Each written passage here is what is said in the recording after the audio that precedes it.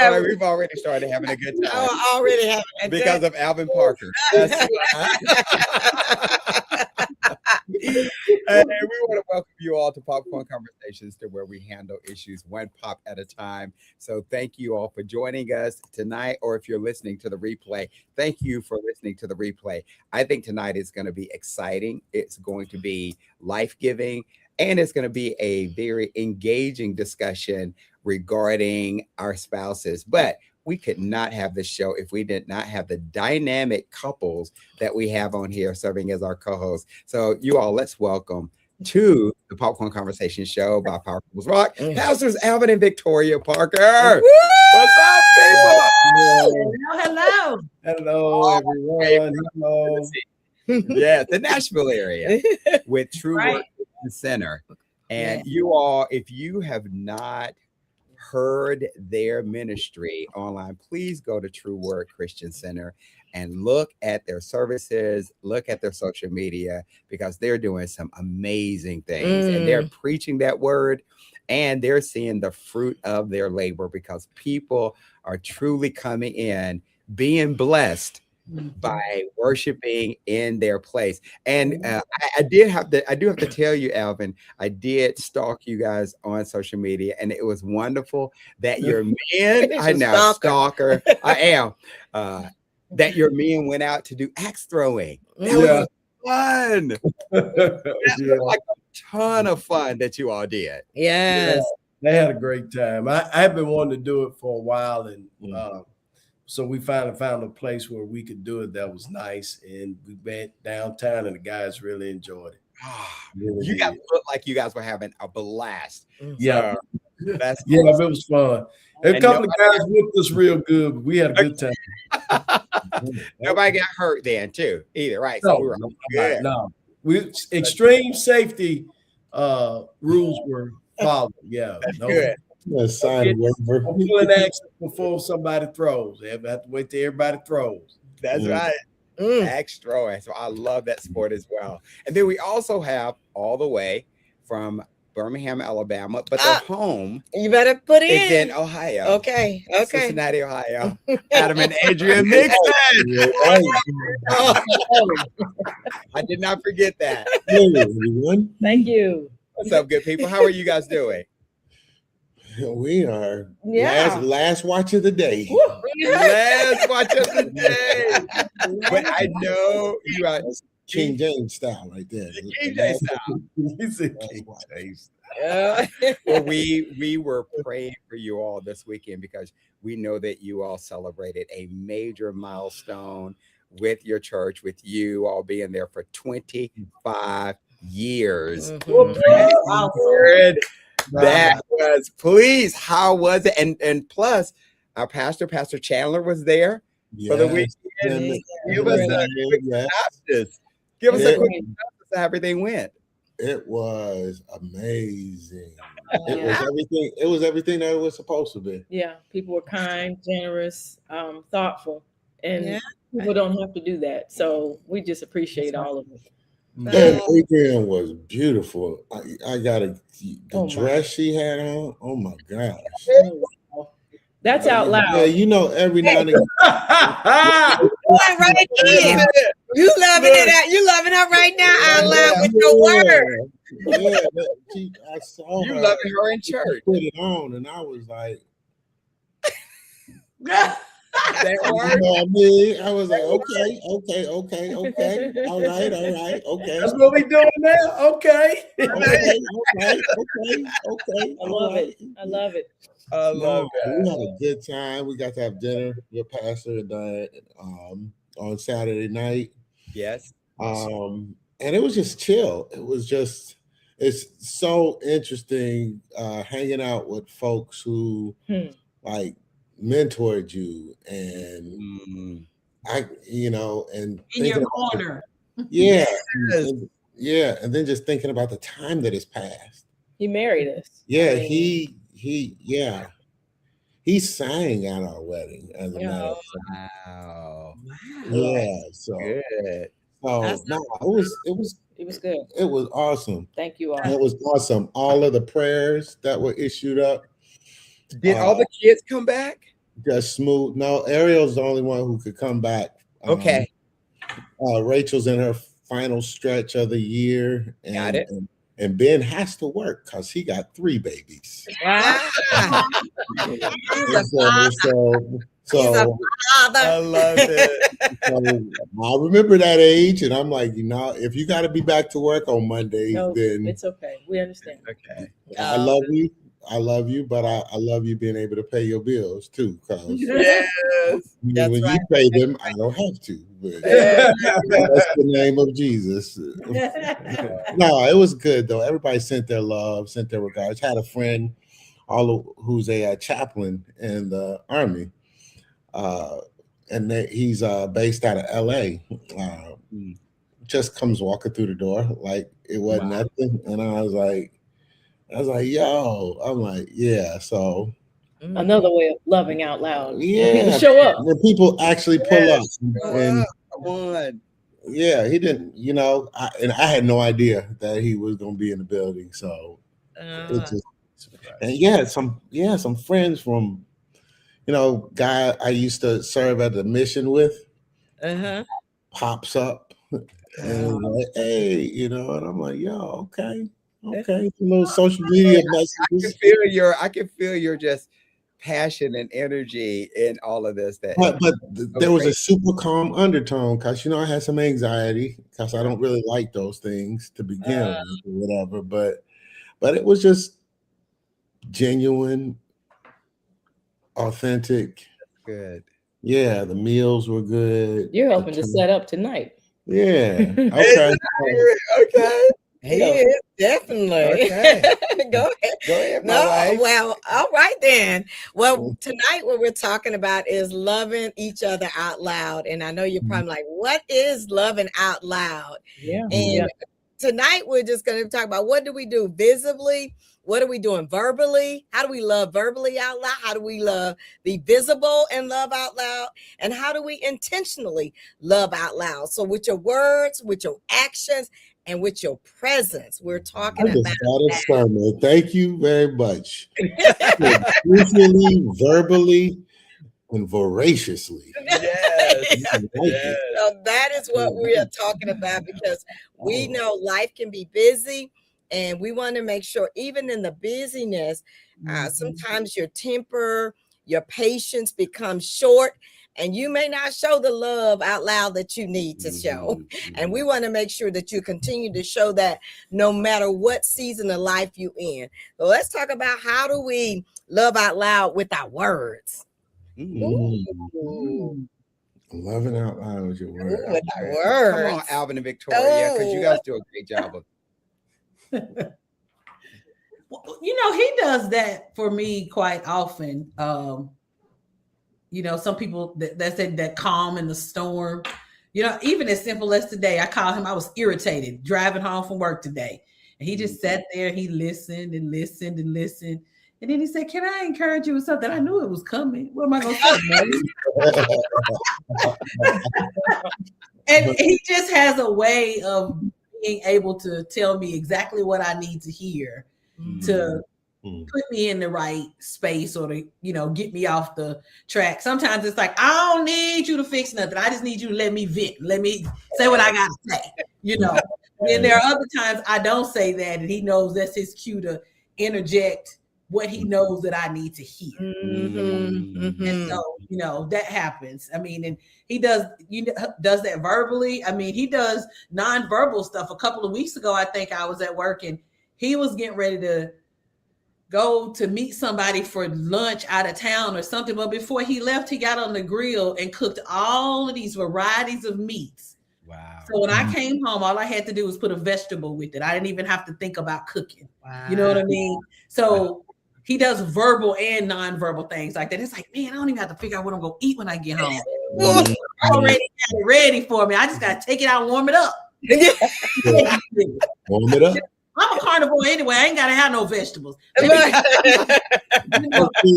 Eat and bread and I'm good. I think that's beautiful that you talk about how he says those things out loud. And it's not a forced thing, Alvin. Like you are watching and studying and looking at your wife, and we'll get to the mixing down here when he was talking about the dress she was wearing when she came into church. You're supposed to be focusing on something else, but that's okay. That's okay. I was thanking God for his goodness. I see. And sometimes words are hard for people to say. I know we have talked to several couples who say, you know, they know I love them. I don't need to say it. They know I love them. And but the other spouse is saying, but I would love to hear that. So what are some of your thoughts on that? If someone say, Alvin, they know I love them. I don't have to, you know, show up. I'm here every day. That's a sad way of, well, not sad way. That's a big misunderstanding, because people do need to hear words. Because words encourage, words bring life, words bring inspiration. Words are the most powerful things in the universe. We actually live in a word planet. It was created by the word. And God made us uniquely different than any other creation, is that we can use words. And our words, they either build up or they tear down. So people need to hear, as well as their actions, people need to hear that you love them. People need to hear what you think about them, because out of the abundance of the heart, the mouth speaks, Matthew 12:34. So if you don't have anything to say to me, then there must not be anything in your heart, and definitely not me. Because if I was in your heart in abundance, there would be some type of expression towards me. Because people don't have any problems expressing themselves about other things. So why not? How do you do that? How do you do that for Victoria? Because Victoria gave some really good examples of how you love her out loud. Talk to me about your perspective on that, with what you do, with what she does for you. Well, she's the same way. It's the communication is always there. There's no misunderstanding about where us are coming from, because we're constantly talking to one another. And I think it's just practicing gratitude and being mindful of what you have. And when you start thinking about the goodness of God and how faithful God has been to you, you purposely meditate on those things and think on those things. You look at your spouse and you're like, man, I think it was one time she was, my wife washes. And for me, I don't know about anybody else, and I like having some clean underwear, clean sheets, and my wife washes all the time, so everything smells good. And I just remember one time I was walking in the house and she was folding clothes on the bed, and I just picked up the pillowcase or something. I went, because some folk don't know how to do that. You know, I grew up in a home like that, so that makes home. I just think it's recognizing the little things and saying, hey, thank you for taking care of that. Thank you. I recognize that. It may not seem big to you, but it's big to me. It's big. I always have extra toothpaste, and I don't have to say we out. I can look at because that's how she thinks. I appreciate that. Her crying over there. I just think that's what she does. She's always thinking of me and what I need and how to be helpful. And I think when you love one another and the love of God flows in you, love does not seek its own way. Yes, that's right. What 1 Corinthians 13:4-8 says. Yeah. And you did that. You were demonstrating that, and y'all do it through words, but you also doing it through action. And it's not that you have to be told to do it. It's that it's the love of God and love of Christ in your heart. It's just like something you want. You want to do that for your spouse, and you can feel like it's nothing. That's what I want to do. I just want to go. I'm going to ask Adrian about this, because you mentioned like we didn't grow up doing some of those things. You know, sometimes people like, that's not my background. That's not how. So we didn't grow up hugging. We didn't grow up doing that. But how, if you're in a marriage, how do you take those things that maybe you didn't do, but to make it relevant in your relationship? Wow. We had to learn through experience and teaching other couples. First, before you can say it out loud, we need to know how each other hears the language. Oh, talk to me like that. Prime example has nothing to do with couples. You'll see on movies or TV, somebody's visiting another country and they're trying to speak English when the language where they're visiting, they don't know it. So what do they start doing? They get louder and they embarrass themselves. Do you understand the words coming out of my mouth? Louder First is of all, not more effective. The point getting across is not clear, and you got louder, or the dialect was wrong. So if he doesn't hear what I'm saying the right way, which I learned, I need to switch it up and see what he's hearing. Don't say it loud first. Learn what they are hearing, what they grew up with, learning and understanding what love is, and then start turning up the volume and showing it with your actions so that it's communicated, it's received as love, not you're yelling at me and I'm showing you your language, but that's not how I understand it. Victoria, you said something about Alvin knowing what you needed to hear, and that comes with practice. That's a discipline. It comes with like paying attention, and learning, learning again how your spouse hears.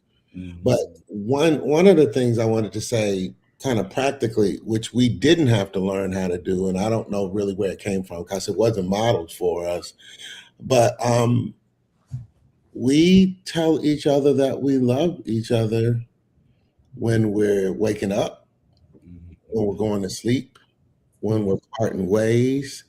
It's not a something that, it's just one of those things that when we mad, sometimes when you want to say it, when you hug at each other, we routinely, and it's to the point now where our children do it. And they do it with their friends, and we do. It's one of those things that it needs to be said out loud, often, because there are so many people walking around here who have never heard somebody say, "Hey, I love you." You know, me and the group of men that I hang out with, we say it to each other when we greet each other and when we're departing from one another. It ain't nothing weird or funky about it. It's just a matter of that word needs to be released because it's healing. People, and again, to remind somebody that they're loved, not because of, but just because. Right. When somebody is down or broken or struggling or messed up on the inside or grieving or lamenting a mistake that they made, those are the times when you need to hear it the most, right? That's when you need to feel it. And so, it's a practice of ours. We don't go all day, every day without looking each other in the face. Now, we have had, because of busyness, had to be like, stop, let me look at you, and not just pass it off as something kind of just like a platitude, but make sure you're slowing down and looking at each other and confessing that to one another regularly, because like Alvin said, it has to be said. And there is so much being thrown at us all day, every day, telling us not to love ourselves, telling us lacking, telling us that you don't look the way you ought to, or you don't have what you should have, or you're not performing well. There's so much that we're to have somebody look at you and say, you know what, I love you. Sometimes it's funny, get in an odd time, and you'd be like, what? Wait, what did I do? I'm like, nothing. I know when Catherine tells me like, I love you, and I, at one point I was like, I don't know why she says that. I don't know why she loves me so much. Because I couldn't receive that love because I just didn't know how. You felt like it had to be earned or something. Oh yeah, or that was just not.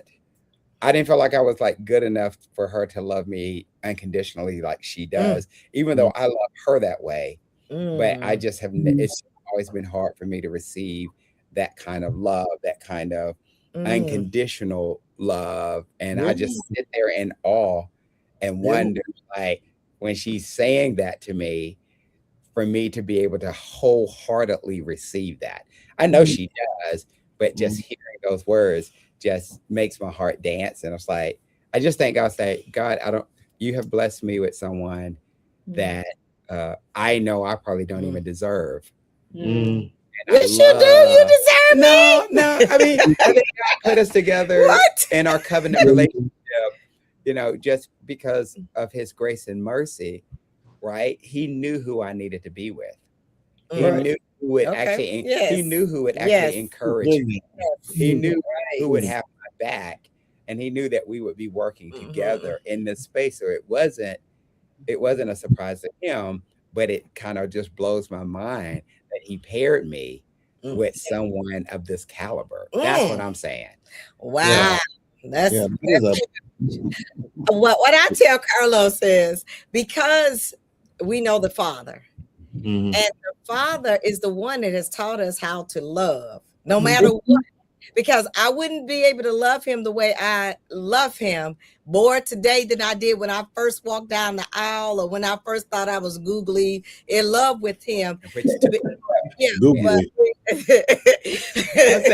took a while, but she got there. But I believe he is the ultimate. God is the ultimate one that shows you and teaches you how to love. Yeah, because he is love. And as long as we kept that in him, he said that before, but I said, but we're following God together. And because he's leading us, he's directing our paths, he's telling us which way to go. The truth is in his word. And I believe that because we study his love, it just flows through us. Yeah. And so, yes. So when he felt that way in the beginning, I was just like, why? If God is love, and that's who we're studying, that's who we're following, that's who our foundation is. But it takes the love of God to, I guess, that's some real talk. I mean, it's again one of the gifts that God gives us when we are in a relationship with him and then with one another, right? Again, we get to announce that love. We get to remind each other of that love. We get to embody it in really important ways. I'm gonna tell y'all a quick story, and then I'm a hush. I think I told y'all that shortly after we got married, we were in a terrible car accident. Yes. And when I say messed up, y'all saw the episode of Martin where he got in a fight with Tommy Hearns, and he was disfigured, bubbled up, mouth dragging, everything. Wow. I was disfigured. All of this. All of this. I had 170 stitches from ear to ear. This eyelid was perforated. All of this was smashed and scarred. I had post-traumatic amnesia and all kinds of, and I know that my oldest child was conceived while I was healing. Wow. Because she loved on me. Wow. She kissed me like wasn't nothing wrong. She didn't. I saw myself and was startled. There was a period of time where I couldn't stand up and couldn't look in the mirror, and wouldn't nobody tell me how bad it was. The first time I stood in you don't know how vain you are till you go through something like that, right? I got in the mirror and I was like, oh my. I look like Frankenstein, the way his skin was pieced back together, and she embraced me and loved me. And even when the doctor told her after 4 months of marriage, after 4 months, told her you might have to take care of him the rest of his life. Said I might have to feed him and he'll be in a wheelchair. And I was like, wow. And she loved me through that. And after 2 years of me moping around and grieving and being depressed, that love made her put a boot in my backside because she didn't tell me any of what the doctor said about my prognosis. Feeling down and distraught and kept forgetting stuff and would have these spells. And she said, look, and I can't say it verbatim, but what she said, if you knew what that doctor told me when we were in that ER, you would start thanking God, and you've been down because it was 2 years, y'all. 2 years. It's time for you to get up. So, Adrian, what were some of those actions that of how you loved him through that situation? I tried to be supportive. There was so much physical going on. He had to take medication for so much pain. He was off work a lot. He had to be. I mean, he was trying to get himself together. Man. I mean, she is so patient. Wow. Like she would have to drop me off when I was going to work. And we had a ritual because it's a pre-cell phone, all of that. Just call me. Yeah.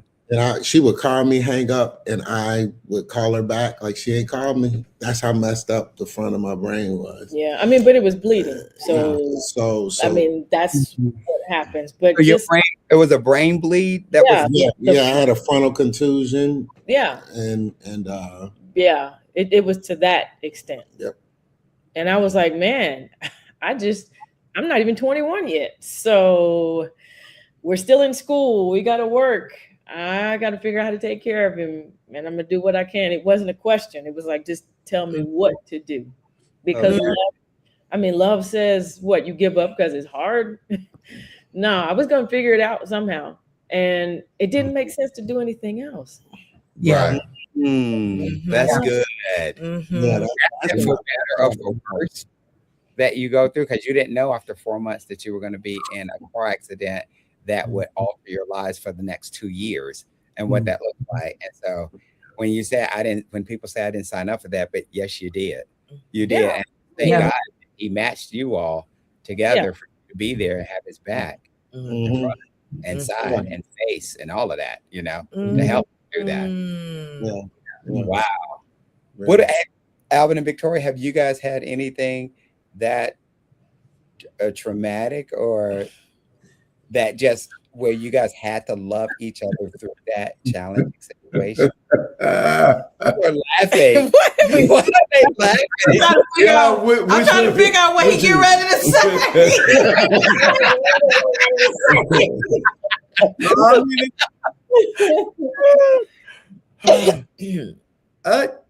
I mean, we haven't had a lot of traumatic experiences. What do you mean?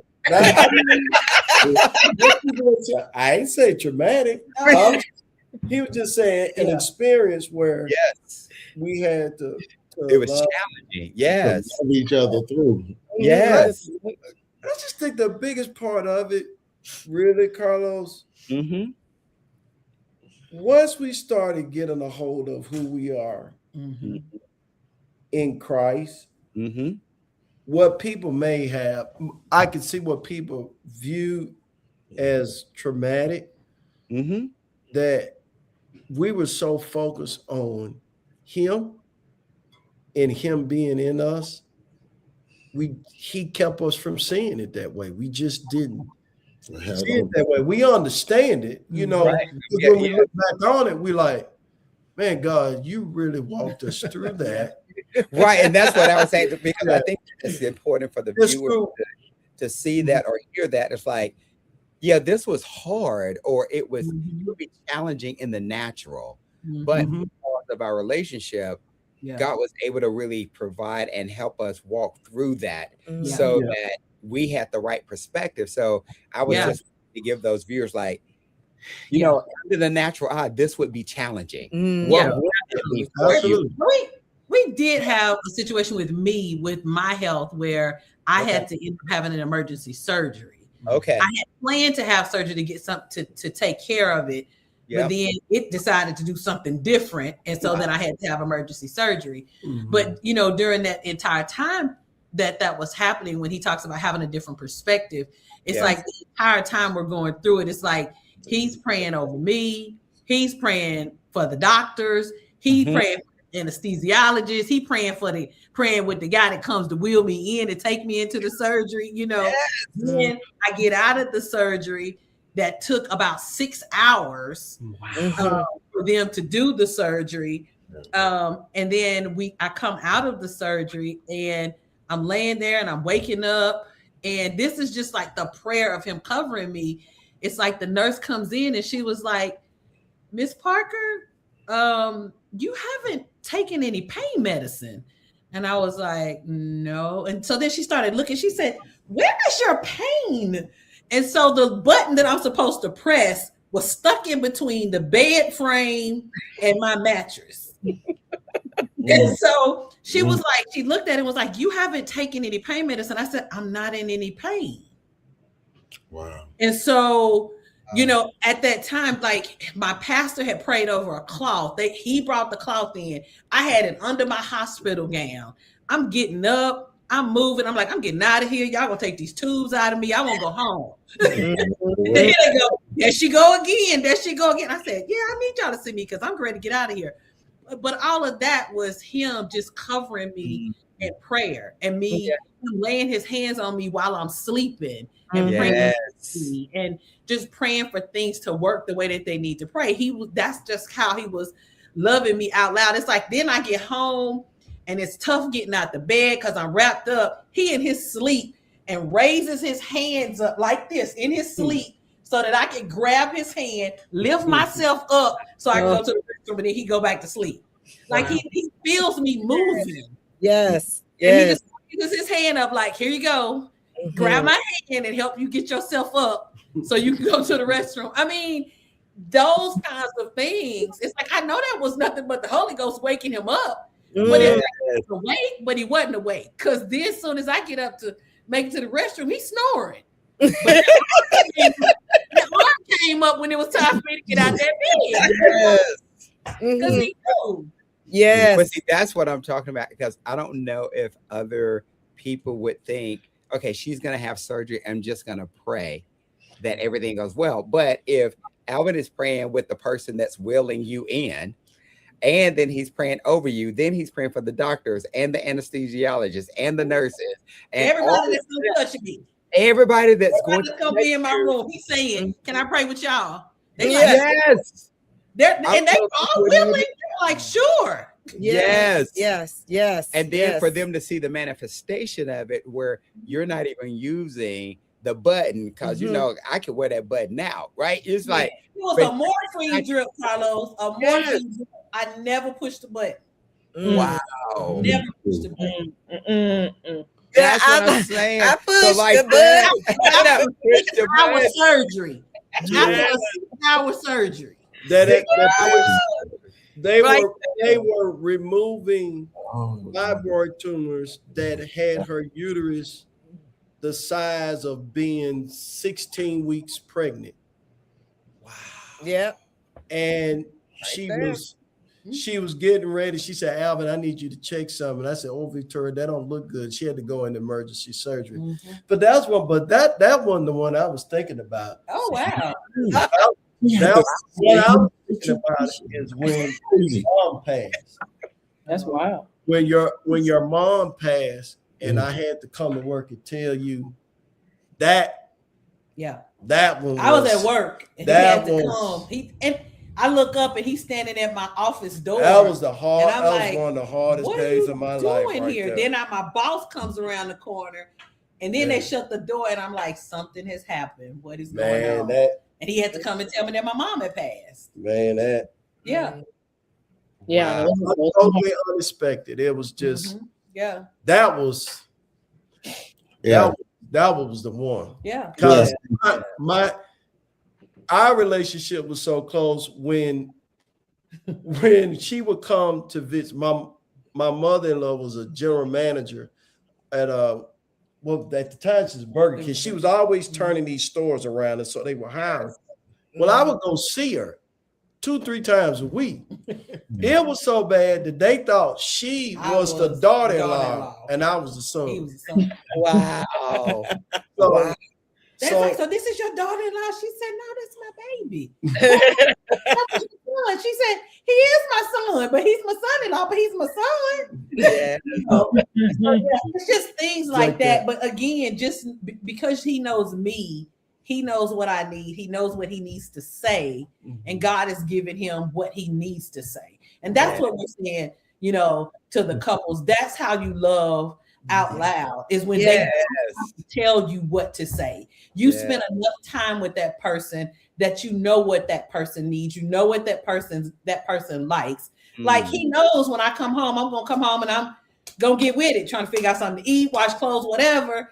He gone to go spend time with, our pastor and another one of his friends to have lunch. And so I wouldn't have to he's not eating with me. So he prepared something so I wouldn't have to go out and figure out something to eat. He just did what he knew to do and what he knows I like. And so that's how you can do it. But some of that stuff I was thinking when Mixon was talking, he's like, we just say we love you to each other, and it wasn't modeled in front of us. And the most interesting thing when he said that, it made me think about coming back from Latin America a couple of weeks ago. And they are some of the most affectionate people I have ever seen in my life. They are constantly holding hands, touching, kissing, hugging, even at work in the elevator. Really? Hugged up on each other. And I'm like, what is going on up in here? And so they had to explain to me that that's the culture. Wow. If you're not touching that person, embracing that person in that person's space, we call personal space. Get out of my personal space. They grew up. They're all up in each other's space. If you're not doing that, then I don't think you love me. We need to. And so that's a some things are cultural. Like were, but you don't do PDA out in public. Yes. Like, what's going on? I go by a park and it's like, that's the couples park, the lovers park. I said, oh Lord, if you're doing all this in the elevator, I ain't going to that park. Like, no kids allowed over there. That's funny. Some of that could be cultural because if you taught how to display affection, that's why we're having this conversation. How do you do it out loud? You don't have to have that conversation with people in Latin America. They know how. Because they show it. In the store, in the restaurant, they up in the restaurant. I'm like, get a room. I need some dinner. Get a room. But that's normal. That's normal for their culture. So it can be cultural, learning how to express things. Well, I love what Adrian said. Go ahead, Alvin, and then I want to comment. Adrian said. I just want to encourage people in this, because you can hear things that, well, I don't know if I could do that. And I just want to encourage people that all of this is drawn on the love of God that's been placed in every born again believer at the new birth. Romans 5:5 says that the love of God has been shed abroad in our heart by the Holy Ghost who's been given to us.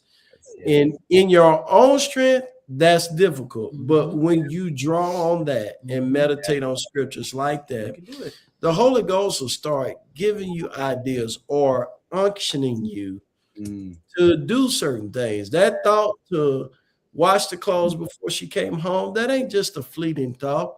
That's the Holy Ghost saying, hey, there's something here that could be a blessing to your spouse and do it. So I just want to encourage people that sometimes when people hear these things, I don't know, that's just not me. Yes, it is, because the love of God is in you, and you have to start saying that out loud before it can become an action out loud. Yes, I'm so glad you said that. You can say those words proceed, or they come before the actual loving out loud. You have to say, the love of God's in me, and I yield to that love today. And I think about that love today. And I express that love today, because that's my nature. That's who I am. I am love. Yeah. God's love is in me. The greater one's in me is love. Yeah. Well, I love what Adrian The had said words, too, that's which is fantastic. great, Alvin. I love that when we have a 21-year-old newly married, 4 months, and something Yeah. happens. What Yeah. she said was, He just makes this. yeah, I just did it. Yeah. That's what He I just do. makes us to figure it out. I'm Yeah. gonna figure it out instead of like losing her mind or getting depressed because she's like, her love has been transferred to her husband. Supernatural. I want to make sure that, so I just hearing from you, Adrian, in that space right there, how would you encourage couples, especially if they're going through those kind of challenging situations, being young and new in their relationships? What she said when she said that, what that said to me was, I choose my marriage. Come on. That's what she said. At 21, I choose my spouse. I choose my marriage. Oh, that's what I heard when she said that. I'm just dropping the mic now. I choose my marriage. That was good, Victoria. No matter what. That's good. Wow. I wasn't even 21 yet. Wow. No. I was not 21 yet. No, I was just 20. But she knew the Lord. I knew she knew Jesus. It was one of those things you just know. I mean, we knew. Look, when we were dating, we prayed together the first night. Yeah. We it's crazy as it sounds. We were listening to music. We found out that we had this bond around music. When we started listening to some gospel music, and it was like, yo, you heard this, or you heard that, or it just turned into And I knew that the spirit was present, and it's like, yo, this different. Yeah. This is something other than. And we prayed and went for a walk up Calhoun Street in Cincinnati, right there by University of Cincinnati. See, and stopped in front of St. George's Cathedral. I know exactly. I knew that this was my wife. Yeah. Yeah. And she knew that I was her husband. And so did anybody ever talk to you guys about as you were going through that? Well, you may not remember, Adam, so but yeah.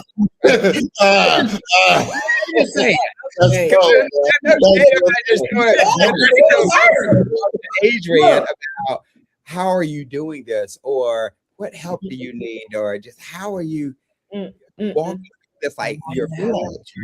What was that like? People were supportive. Like if we had needs that needed to be met, I can definitely say people were praying with us and for us. Yes. But to have somebody check in individually, how are you handling this? No, that didn't happen. And it's not because people didn't care. I think it was just so much going on, and just had your head down to keep going and figure it out as you go. But no, I've been able to process it over the years, but it was a matter of what other option is there at this moment. I don't know what to do, but I'm gonna figure it out because it matters too much. Yeah, matters too much. Yes. So even beyond physical issues that some of us have, somebody tonight might be struggling with the fact that they're just at odds with their spouse, and you don't necessarily like them. How do you be loud when you guys are at odds or stuff's not right? There's a strain. It's not always the physical. It becomes a whisper at that point. It's not loud anymore. It's like, you see, I'm here, I'm paying the bills, so you ought to know that I love you. That's the whisper, but we have to try to get past that. Our emotions is what makes it whisper. Right. I think there's something to that. And I think, again, there is a real tendency, and Alvin, you started the conversation off by talking about practicing gratitude. Again, there's something wrong with us inherently, I think, because of sin, that makes us always imagine what we're missing. Right? That was the trick in the garden. You're missing something. So if you do this, then you'll have that. There's that trick, this illusion that you're somehow lacking something. And that to me is what ingratitude looks like. That's what being ungrateful is. Instead of considering all that you have, the access that you have, the goodness that you enjoy, you start thinking about what you might be missing, or what you think you're lacking, or what your spouse might be lacking, or where they're coming up short. Instead of announcing, thank God for the way she washes these sheets. Thank God for the way he throws his hand up to help me up. Start with the simplest stuff. Start calling those things out, and you'll start finding out that the stuff that you were calling a loss, a lack, or something, it's some nonsense. It's a trick. It's a trick. To realize the gift that God has given you in your spouse, and how oftentimes God has deposited in them the medicine, the salve for your wounds. Yeah, and I'm trying to think about what would that look like if you did not have your spouse love God the way that they do. I don't know how people do it. I'm just gonna tell you flat out. They don't. What do you mean? That's it. They don't. I don't know what that is. I can't imagine. I think about it. You got as long as we've known Alvin and Victoria, which is 30 plus years at this point, we've always seen a very sacred, respectful, loving on each other relationship. And it's it's been consistent the entire time. So they've built their relationship of loving out loud on the word of God, and it's produced this fruit that people have seen over and over again. And here's what I love about them, and I'm speaking about you guys too, the mixes, but here's what I love about them. It's not about who sees them. It's about who they serve. And they're consistent in their allegiance to God. And through that, they have had a thriving marriage despite what has happened. And people don't live their lives in that vein. They just, as couples, they don't live that. The foundation. I think we talked about that for weeks. Right? Can I add one thing just to help people out? Please. Our relationship didn't begin as spiritual as the mixes did. Our relationship started. I want to put that out there. Our relationship started in the flesh. And God helped us because we realized we needed to do that. And as we yielded to him, because I think people need to hear that aspect of it, because they hear where you are now. We didn't always think like this. And so as we fed on the word and as we kept yielding to God, and we decided from the get up, divorce is not an option. That part. It's not an option.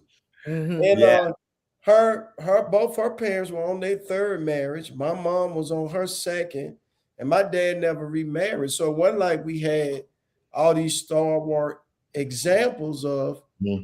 We were taught by our pastors how to be married, and we took God at his word and said, okay, this is our answer, this is our guide. And so divorce is not an option. And girl, if you that mad, just go to bed. We'll figure it out in the morning. Because we ain't going nowhere. We ain't going nowhere. So we ain't going nowhere. Give me some time to meditate on this word. It's an answer in here somewhere. Yes. It's in here. Because again, that is so real, right? You don't start here, you get here.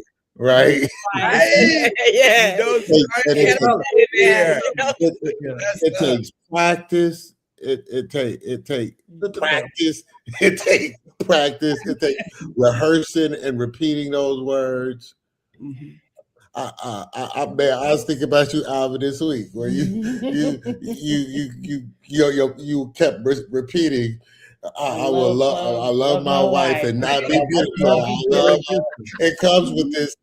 You have to do that again without appealing to a power greater than ourselves, without relying on God. This is just me, and I don't want to get the podcast in trouble. I don't know how folks out here.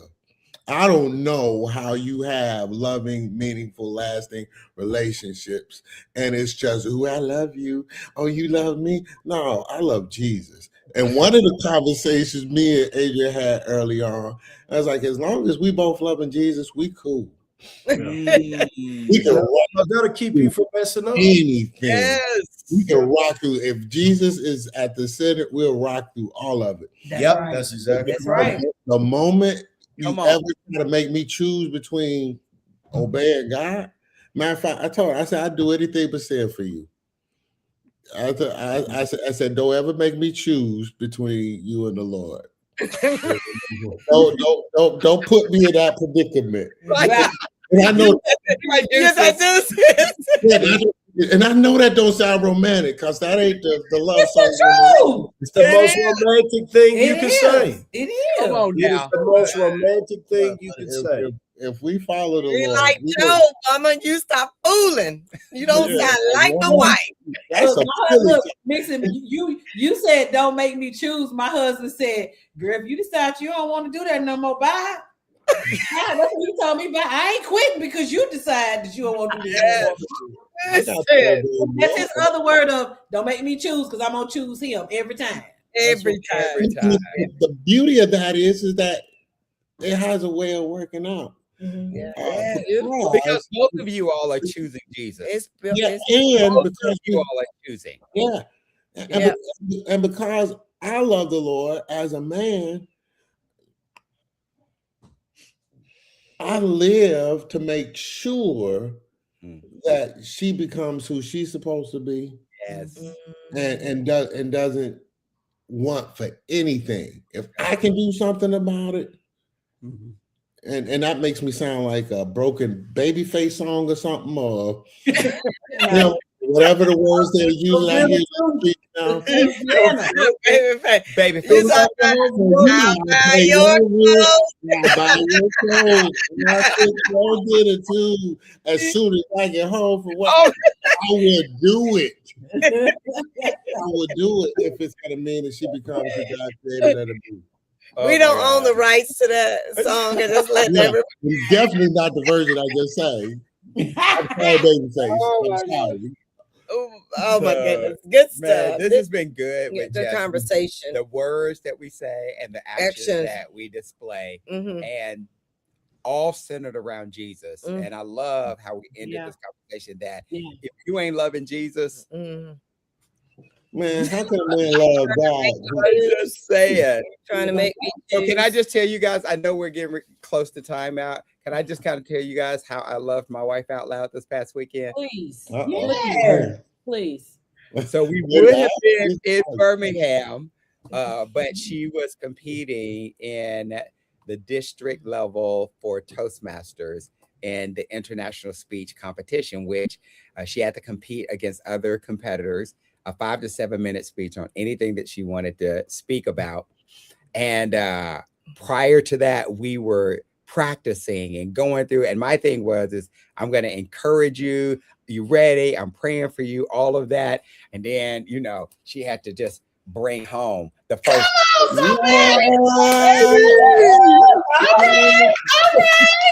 All right, 2026. Let's go. She brought home first place, baby. So celebrate everything. Let's celebrate that first sentence you said. We're gonna celebrate that Out loud. celebrate out loud, Yes. baby. So we celebrate. Congratulations. Thank you. Yeah, Thank you so much. good. Yeah. Awesome. So And it's green. It's green. Can you believe that? Thank you, Albert. It's a dream for me. Yeah. Exhilarating. It's exhausting at the same time, but I'm so grateful for Carlos's support. Wow. And you know, he can be on 20. And y'all know how he What is. did you tell yourself, Carlos? I knew you wanted to bust. But he really was. He was like, you don't do anything. You I don't do got nothing. this. And I'm like, you need help with, because we had some other things coming up. And he was like, no, I just need you to be in your space. Don't worry about this. I got this. And that's that. You talk about loving out loud. That was truly a blessing for me. And it brought such peace and calmness to what I was up against on Saturday. And she was like, well, I'm not going to go to lunch. I'm just going to stay in. This was on Saturday. I said, good. You stay in your room. Mhm. I'll do whatever you want to do that puts you in a space that you can focus. Yeah. Everything you need to do, that's what we're going to do.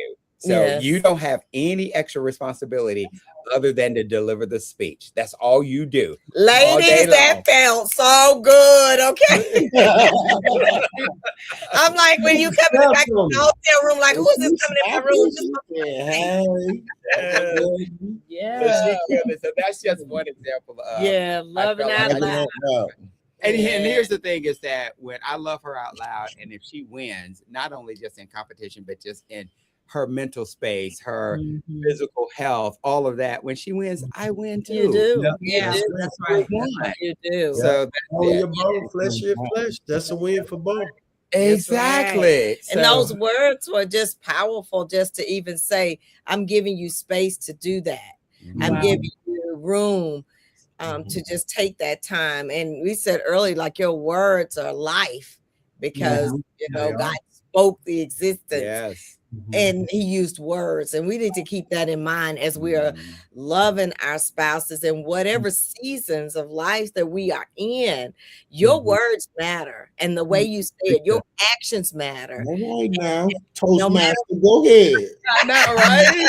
Go ahead with your bad self. Go ahead. Yes. I just want to encourage our listeners. That's all. So I was extremely excited now, because now both of us have won at this level, which is the highest level that you can get in the district. So both of us have actually Awesome. All you do is win, huh? all we do is win. Okay. No. It's not over yet. It's not over. It's not over yet. I got Yeah. another opportunity Yes. for me to go to another level, but that's This is outstanding. we'll see. I'm just like believing God for that. I'm just grateful to be able to tell my story and to share that with others and offer healing and just You said and peace. 5 times. Okay. That's Okay. good. Peace. That's already on. Hey everybody. Thank you all so much for joining us for this session Yes. Wow. of Popcorn Conversation. Wow. Loving each other out loud. Don't be silent with that. Don't be silent. Yes. Go out. Say it Love out. each other out loud. Words, actions, Yeah. and presence. Mm-hmm. Which- So then, y'all, do you have any last minute comments in like 30 seconds before we close out? Parkers, you got anything? Yeah, I'll leave you with this. Proverbs 12:18 says, there's that speaketh like a piercing of a sword, but the tongue of wise is health. That word health in the Hebrew means medicine. It means remedy. It means cure. So the remedy to the situation is right up under your nose, your mouth. Right up under your nose. That's good stuff. Remedy. to the Real good situation. stuff. Mixins, y'all got anything for 30 seconds? I would offer this to the couple that's struggling right now. Maybe y'all been arguing and going at each other, and who's right, who's wrong, whatever that situation is. Season your words with love. That's good. Please, because long after whatever that circumstance is passes, those words still will continue to resound. So please season your words with love. Be careful with them. Yeah.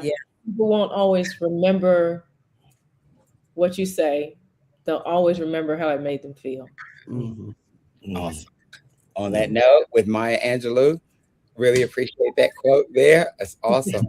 So thank you all for joining us tonight on Popcorn Conversations. Hopefully this has been life-giving, inspiring for you, and that you would actually take all of the suggestions, recommendations, and Bible foundation of this conversation and apply it to your relationship.